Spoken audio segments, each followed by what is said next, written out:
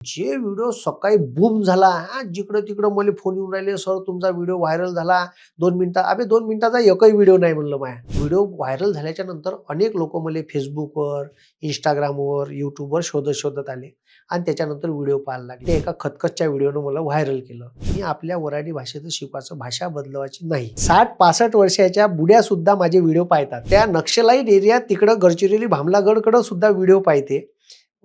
मी तर सांगितलं का अंटार्क्टिका खंडावरून सुद्धा मला फोन आला होता. इव्हन महाराष्ट्रातली राजकारणी सुद्धा व्हिडिओ पाहतात माझा. फिनिक्स अकॅडमी वरती कारवाई जी झाली हा काय नक्की का बरं हा म्हणजे कारवाईचा रोख? मोठ्या पुण्यातल्या अकॅडमीनंच फक्त क्लासेस घ्यायचे गव्हर्नमेंटचे टेंडर. बाकीच्या गरीब लोकांना हातच टाकायचा नाही. विद्यार्थ्याची माती भडकवणाऱ्या वर्धेच्या फिनिक्स अकॅडमीचं ठीक आहे शासकीय करार रद्द करण्याबाबत आदिवासी मंत्री अशोक उईके हे त्यांच्याच आदिवासी समाजाच्या विद्यार्थ्याचं नुकसान करून राहिले. हे सगळं राजकीय वैमनस्यातून चाललंय. देवेंद्र फडणवीस पासूनचे लोक सगळे व्हिडिओ पाहते माझे. विद्यार्थ्यासाठी ज्या जेन्युन पुण्यातल्या संस्थेचं पोट भरायचं आहे, कारण याच्याकडून कमिशन जाते. आता यायनं का म्हणलं का कोणाकडून कमिशन जाते मी पुराव्यासहित देऊ शकतो. मी शेतकरी आंदोलनात गेलो ना तर मला दुसऱ्या दिवशी मी क्लासमध्ये असताना मला 4 लोक आले पोलीसवाले. भ्रष्टाचार करा आणि BJPत जा.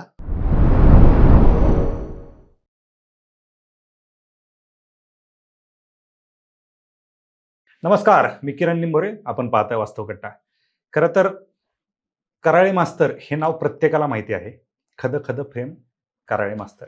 नितेश कराळे सर आपल्यासोबत आहेत. सर वास्तव कट्ट्यावरती खूप खूप स्वागत. धन्यवाद सर्वांचे खूप खूप आभार. तुम्ही मला वास्तव कट्ट्यावरती बोलवलं त्याबद्दल सुद्धा तुमचे खूप आभार. खरं तर आपला प्रेक्षक वर्ग म्हणत असेल की प्रत्येक वेळेस हे इंट्रोडक्शन खूप मोठं करून देतात, खूप माहिती सांगतात. आज का फक्त नाव सांगितलं? कारण सांगायची गरजच नाही, कारण कराळे मास्तर हे प्रत्येकाला माहिती आहेत. मास्तर पुन्हा एकदा खूप खूप स्वागत. खरं तर मी आत्ता जे काही खद खद म्हणतो, एकदा थोडीशी जुनी आठवण जागे करण्यासाठी तो खद खदचा काय किस्सा होता हे ऐकायला आवडेल. खद खदचा किस्सा म्हणजे कोरोना आला होता. मी वर्धेपुरतंच मर्यादित आपले क्लासेस होते आणि याच भाषेत शिकवायचो आपल्या वऱ्हाडी. आणि वर्धेतल्या अनेक विद्यार्थ्यांना मी माहीत होतो का मी गावरानी भाषेत शिकवतो बा. पण अचानक कोरोना आला. मग कोरोनात क्लासेस 2-2.5 महिने बंद लागले. विद्यार्थ्याचं म्हणणं आलं का बाकीच्या कोचिंग क्लासेसनं ऑनलाईन शिकवणं चालू केलं, तुम्ही करा. मग मी करा म्हटलं तर कसं करायचं बात म्हणून सुरुवातीला एक Google Meetवर मी व्हिडिओ घेणं चालू केले. मग ते घरातच आपला व्हाईट बोर्ड लावला. व्हाईट बोर्डवर आपलं चालू शिकवणं. तर तिथं ते एक बोयोचा माईक आणला, तो लावला सॅमसंगच्या मोबाईलने. आणि त्याच्यात काय होत होतं का ते व्हॉट्सअप ग्रुप होते क्लासचे, त्याच्यावर लिंक टाकली का जे पहिले 100 लोक येईन तेच हे होत जॉईन व्हायचे.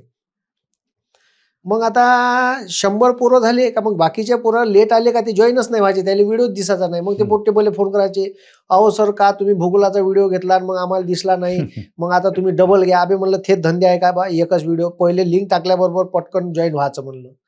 का आजी सर म्हणे मग आता आम्ही कुठं पाहायचा आणि कसा अभ्यास करायचा. मग साला घेतले काही दिवस आणि ते घेतल्याच्या नंतर मग पोट्टे म्हणे झूमवर घ्या. मग झूमवर घेतले तर झूमवर म्हणे 256 लोकायला येता येते. साला मग झूम डाउनलोड केलं, मग झूमवर घ्यायला गेलो. ज्या दिवशी मी झूमवर गेलो तर झूमनं 256चा क्रायटेरिया 100वर आला. त्या पुरा धिंगाणा. पुन्हा 100 पुन्हा पोट्टे म्हणले तू तर 256 म्हणे ना बे म्हणलं याच्यावर. अजी सर म्हणे यायनं टर्म अँड पॉलिसी बदलवली म्हणे, टर्म अँड कंडिशन यायनं बदलवल्या म्हणे, सगळे लोक झूमवरच घेऊन राहिले ते यायनं कंडिशन बदलून टाकल्या म्हणे. मग आता म्हणे YouTube चॅनलवर घ्या म्हणे. मग YouTube चॅनलवर व्हिडिओ रात्री 12-12:30-1 वाजेपर्यंत बनवले. मग ते बनवल्यावर माझी बायको म्हणे आजूबाजूच्या लोकांना झोपवतं द्या, नाही तर ते येईन आपल्या घरी. मग व्हिडिओ एडिट केले सायंकाळी 4-4:30 वाजेपर्यंत. मग ते अपलोड करा. अपलोडले खूप वेळ लागायचा, नेट बरोबर राहायचं नाही. का आलं म्हणले झोला झेंडी एवढ्याला वेळ टाईम लागून राहिला याले.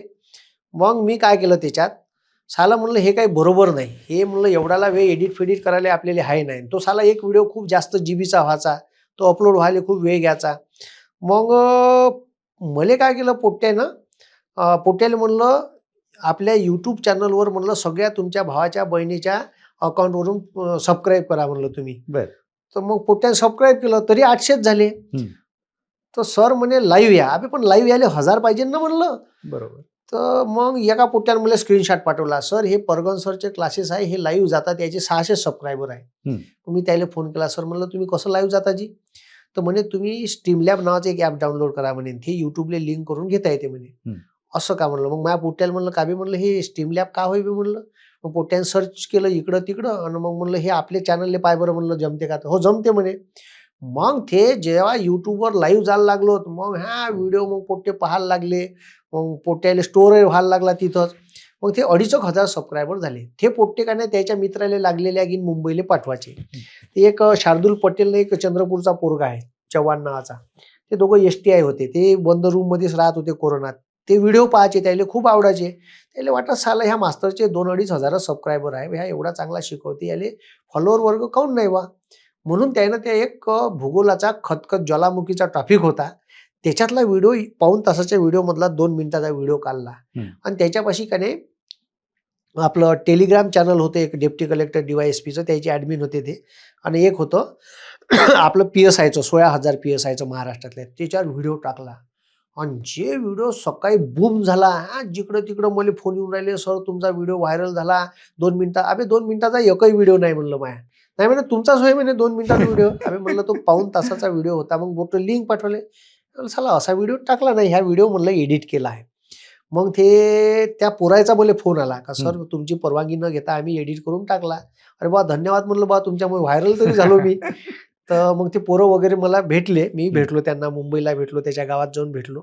आणि तिथून तो व्हिडिओ व्हायरल झाल्याच्या नंतर अनेक लोक मला Facebookवर, Instagramवर, YouTubeवर शोधत आले. आणि त्याच्यानंतर व्हिडिओ पाहायला लागले. मग त्यांना वेगवेगळ्या नॉलेजचे व्हिडिओ भेटायचे. सरकारच्या योजनेचे, शेअर मार्केटचे, भूगोल, हिस्ट्री, पॉलिटी, राजकारण. तर मग त्याच्यामुळे एक मोठा फॉलोअर वर्ग मला जुळत गेला. आणि ते एका खतखतच्या व्हिडिओनं मला व्हायरल केलं. क्या बात. तर असा तो प्रवास आहे. बरं ज्यावेळेस तुम्ही ते तर कोविडची परिस्थिती होती त्याच्या आधी ऑफलाईन शिकवत होते त्यावेळेस तुम्ही याच वराडी स्टाईलमध्ये शिकवायचे. हो यावेळेस म्हणजे मी ठरवलं होतं पुण्याहून जेव्हा गेलो मी आपल्या वराडी भाषेतच शिकवायचं. भाषा बदलवायची नाही. मग ते पुणेरी पॅटर्न काय होतं. पुणेरी पॅटर्न मी शब्द वापरला होता कारण पोरं क्लासले आकर्षित करायसाठी बा पुण्याचा पॅटर्न आहे हा शिकवायचा. पण भाषा आपली वराडीच होती. मग जेव्हा मी व्हिडिओ व्हायरल झाले तर मी ते टॅगलाईन बदलवली. मी आता वराडी पॅटर्न केलं. ठीक आहे. पण पॅटर्न वराडीच होता. पण काय होतं का MPSCचा जो मॉब आहे तो पुण्या या नावावर जास्त आकर्षित व्हायचा. म्हणून मी त्याला पुणेरी पॅटर्न नाव दिलेलं होतं. पण ते पुणेरी नव्हतं ते वराडीच पॅटर्न होतं. त्याच्यामुळं असं व्हायचं. पण तुमच्या ते वराडी पॅटर्नमुळे फक्त MPSCच नाही MPSCचा अभ्यास करणाऱ्यांचे आई वडील पण ते व्हिडिओ पाहिजे. हो आई वडील का म्हणजे 60-65 वर्षाच्या बुड्या सुद्धा माझे व्हिडिओ पाहतात. मला एका विद्यार्थिनीनं मी तिला ओळखत बी नाही ते ऑनलाईनची स्टुडंट असन. तिनं माझा नंबर घेतला YouTubeवरून आणि मला त्या तिची अशी आजी अशी व्हिडिओ पाहून राहिली अशी बसून असे पाय ठेवून व्हिडिओ पाहून राहिली. चांगली मग्न होऊन व्हिडिओ पाहून राहिली. म्हणून मला शूटिंग करून तिनं पाठवली का सर माझी आजी रोज येते आणि तुमचे व्हिडिओ लावून मागते आणि तुमची व्हिडिओ पाहते. एक माझी पोरगी पोस्टमन म्हणून लागली. ती भामरागडली एका दुर्गम गावात तिचं ऑफिस आहे. तो नक्षलाईट एरिया आहे. तर तिचं ऑफिस सुद्धा फक्त 2 तास राहते. ठीक आहे. सकाळी 9 ते 11 अशा मग तिथून तिला बाहेर पडायला लागते. तर ते तिथं नेटवर्क वगैरे आहे. तर तिथं ते आजी याच्यासाठी आली होती आपल्या ते निराधारच्या पैशासाठी. मग ते बसली होती तिथं. ती मोबाईलवर माझा व्हिडिओ पाहून राहिली होती. मग तिनं मला फोटो पाठवला आणि मग मी विचारलं म्हणे सर इले का म्हणे कोणाचा व्हिडिओ. अहो ह्या कराया मास्तर होय म्हणलं म्हणे. ते बुडी सांगे तिले. तर कुठचा होय हो म्हणलं म्हणे. तर वर्धेचा होय म्हणलं म्हणे. अहो माया मास्तर आहे म्हणलं काही बोलतं म्हणलं म्हणे. मग मी तिले माझा फोटो दाखवला म्हणे. तो तू कराया मास्तरच्या गावची होय का म्हणलं म्हणे. माय बाप्पा म्हणे मास्तर कसा आहे म्हणे. असाच आहे म्हणे तू पाहून राहिली तसा. तर त्या गडचिरोली जिल्ह्यात मास्तरचा थोडशा नेम हुकला म्हणे यावर्षी. ते बुडी म्हणे मास्तर उभा होता म्हणे पदवी धरले. तर त्या नक्षलाईट एरियात तिकडं गडचिरोली भामलागडकडं सुद्धा व्हिडिओ पाहते. मी तर सांगितलं का अंटार्क्टिका खंडावरून सुद्धा मला फोन आला होता. तिथं हिमाद्री नावाचं आपलं स्टेशन आहे बरोबर भारताचं. तर तिथं एका सायंटिस्टनी मला फोन केला. तर त्यानं व्हॉट्सअप कॉल केला. सर म्हणे मी सायंटिस्ट बोलत आहे. म्हणलं असं कुठचा आहे सायंटिस्ट. बोला ना सर म्हणलं. तर सर म्हणे मी तुमचा फॅन आहे म्हणे.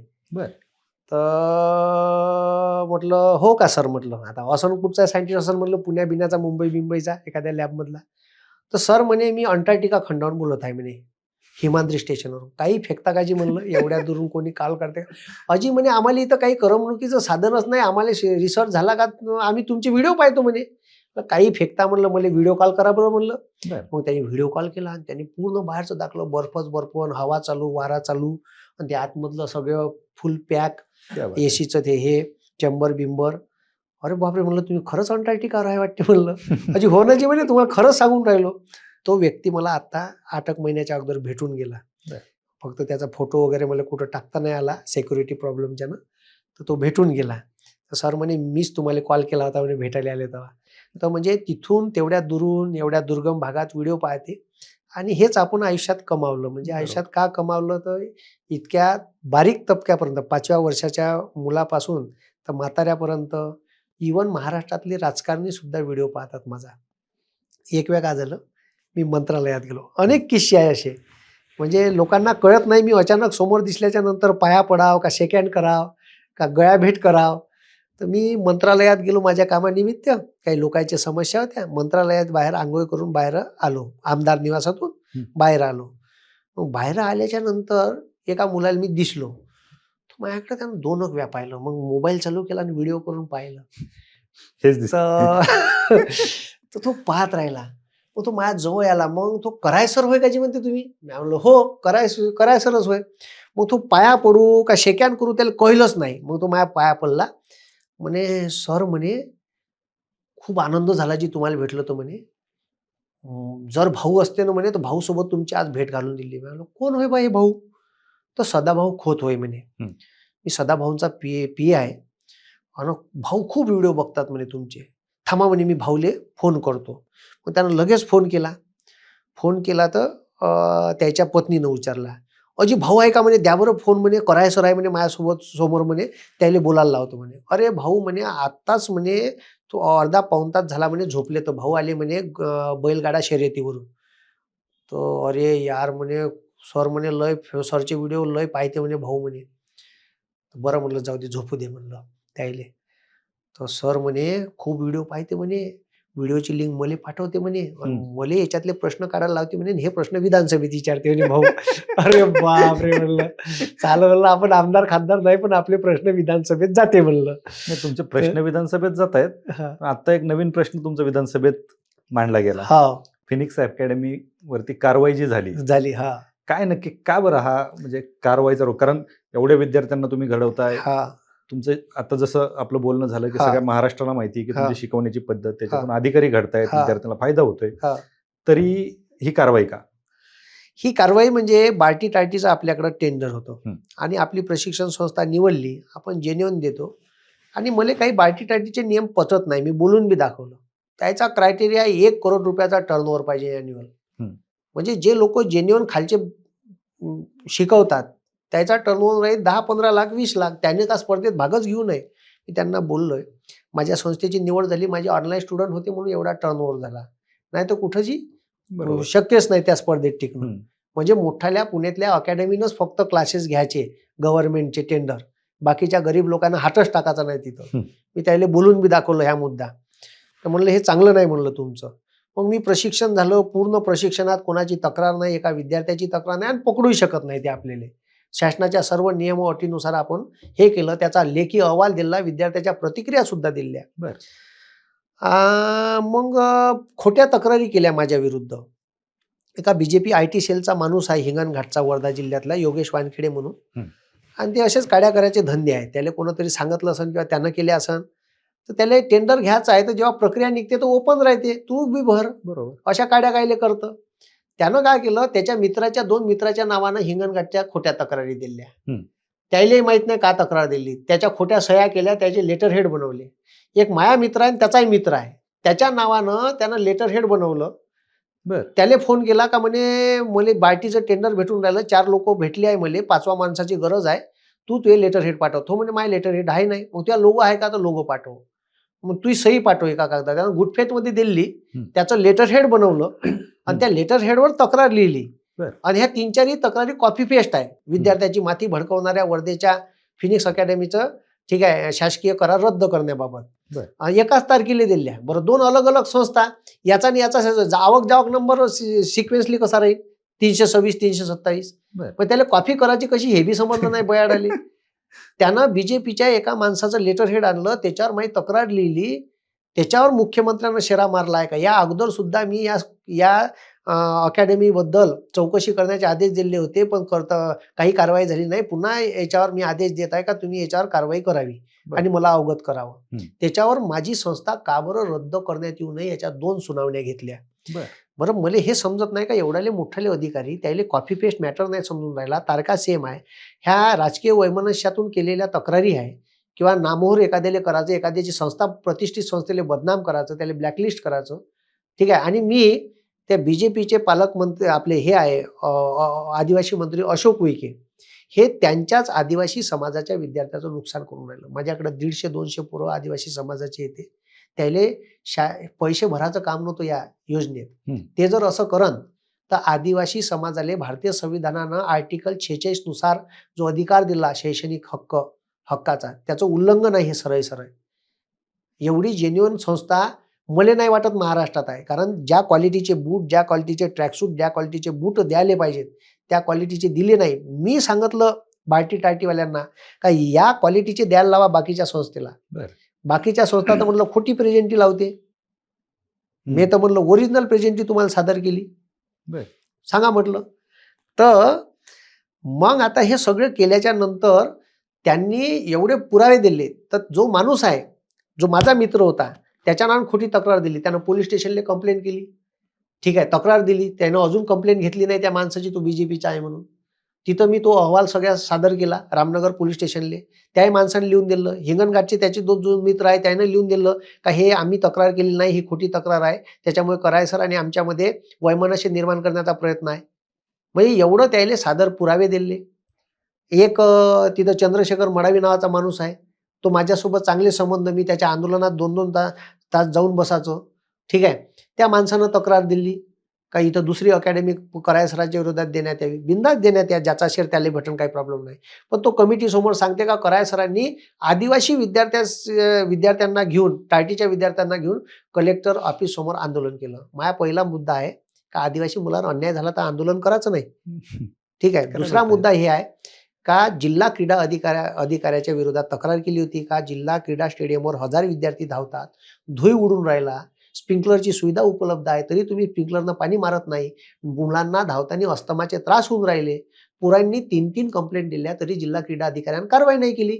म्हणून 400-500 पोट्टे मला समिती अशी म्हणे का तुम्ही टायटीचे पोरं घेऊन गेले का. मी आंदोलन केलं म्हणलं मॅडम ठीक आहे मी काही तुम्हाला नाही म्हणून राहिलो मी आंदोलन केलं होतं हो. तर म्हणजे तुम्ही टायटीचे पोरं घेऊन गेले का. तिथं 400-500 पोरं जमा झाले म्हणलं कलेक्टर ऑफिस समोर. त्यानं मला फोन करून बोलावलं. आंदोलन करण्याचा माझ्या पहिल्यापासून पिंड आहे बरोबर ठीक आहे. हे पहिलं आंदोलन नाही म्हणलं गेलो तिथं. मग गेल्यावर मग कलेक्टरनं दरवाजा उघडला नाही तर बसलो म्हणलं 500 पोरं घेऊन दरवाजात कलेक्टरच्या. मग फटकन दरवाजा उघडला म्हणलं नाही म्हणे ते टायटीचे पोरं होते का म्हणे. मी म्हणलं मी त्याला तिथं गेल्यावर धर्मन जात नाही विचारली म्हणलं हे विचारू का म्हणलं तिथं धर्मन जात तुम्हाला तरी योग्य वाटून राहिलं. ठीक आहे म्हणे. मग म्हणजे एखादी संस्था नामोर आता तिथं सगळेच असन ओबीसी असन एसटी असन व्हीजेएनटी असन सगळेच असन ना मराठा वंजारा धनगर जे कोणी ग्राउंडवर धावते ज्याला त्रास होऊन राहिला ते सगळे पोरं होते तिथं. त्याच्यात मी त्याला जात धर्म विचारू हे सगळं राजकीय वैमनस्यातून चाललंय. म्हणजे ते काय आहे का देवेंद्र फडणवीस पासूनचे लोक सगळे व्हिडिओ पाहते माय ठीक आहे.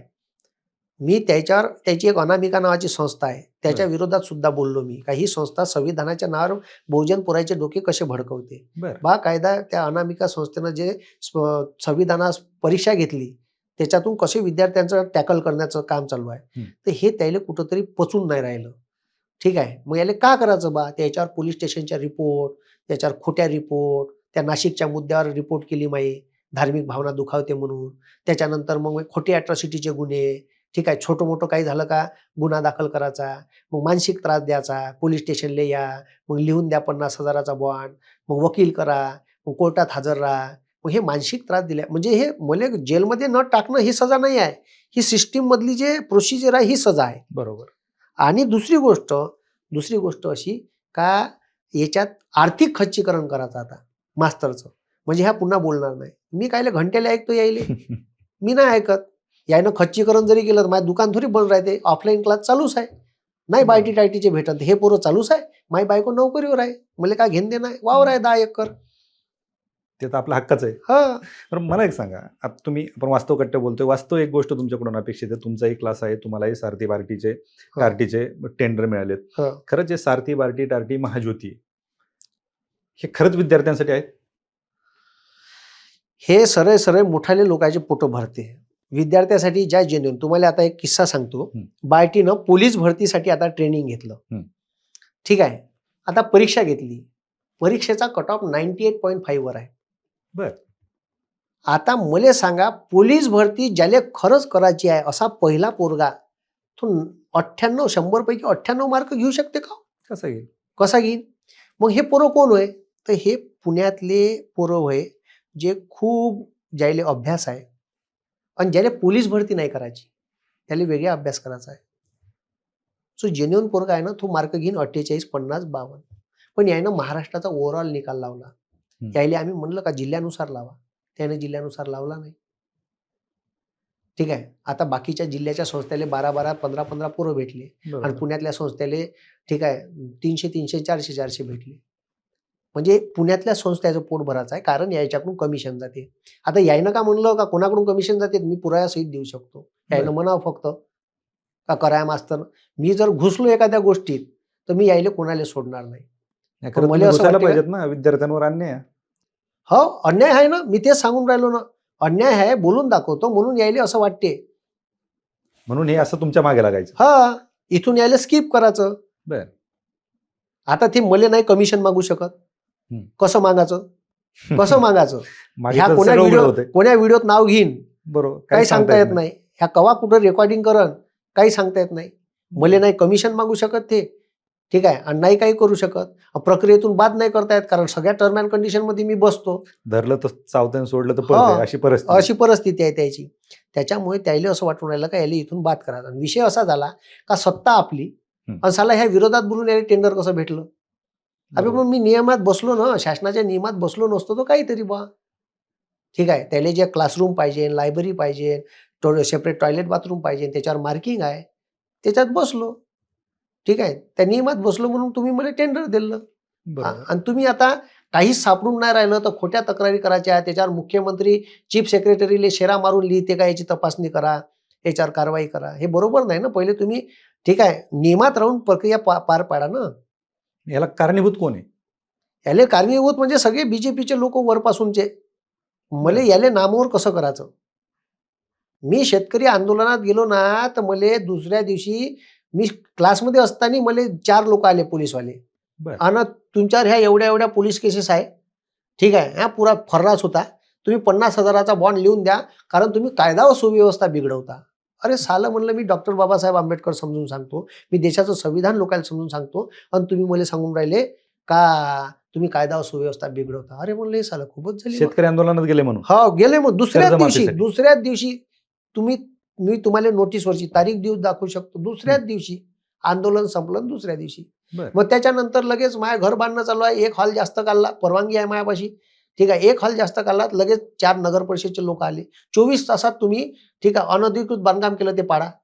अरे सालं म्हणलं परवानगी असता नाही. हा गेलो ना मग त्याच्या गुरावर घेऊन. हे म्हणलं पंकज भोईरच्या बापाचं कॉलेज, पालकमंत्री आहे म्हणलं, यानं म्हणलं 1 रुपया भरला नाही, इल्लीगल बांधकाम केलं, याचं पहिले पाडा, आणि 100 लोकांची पुन्हा यादी आणून देतो म्हणलं मी तुम्हाला, मायाबी पाडाचं, ठीक आहे, आणि याचं बी पाडाचं, हात धरून येईन म्हणलं तुम्हाला.